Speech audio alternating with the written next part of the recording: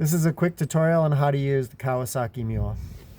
To start the Mule, you want to first make sure the machine is in neutral, which you can tell by swinging the gear shift back and forth. You want to put your foot on the brake and use the key to start. Now, there's a light right here that shows you that the parking brake is on. You want to turn that off. It's on the driver's side. You press the button and you bring it down. To turn on the parking brake, you do the reverse, you pull it up.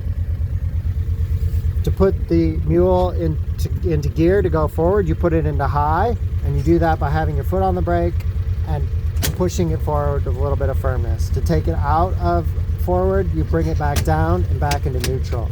To go into reverse, you bring it over and down. It's the same thing with a little bit of force, you bring it down in there. Now to bring it back to neutral, you bring it up and you're back in neutral. It swings back and forth. Sometimes when you bring it up from reverse, it'll try to go into low. If that happens, just bring it down.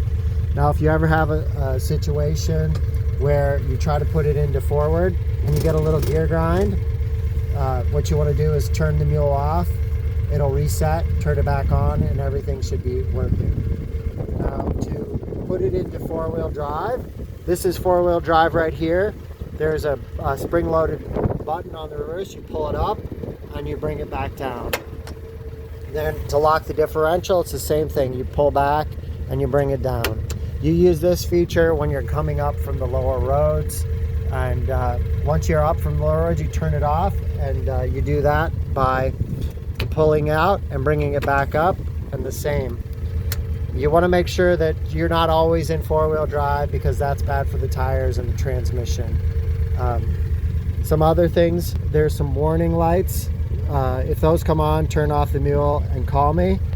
There's headlights here. You can press that in and that'll turn on the front headlights. Press it off, and this button's for a horn if you ever have to signal somebody or there's some cattle or horses or whatever in your way, and you just press that in and that's the horn. Now to fill the Mule up with gas, the gas fill up is on the side right here under the passenger seat, and I think that's basically it for the Mule tutorial.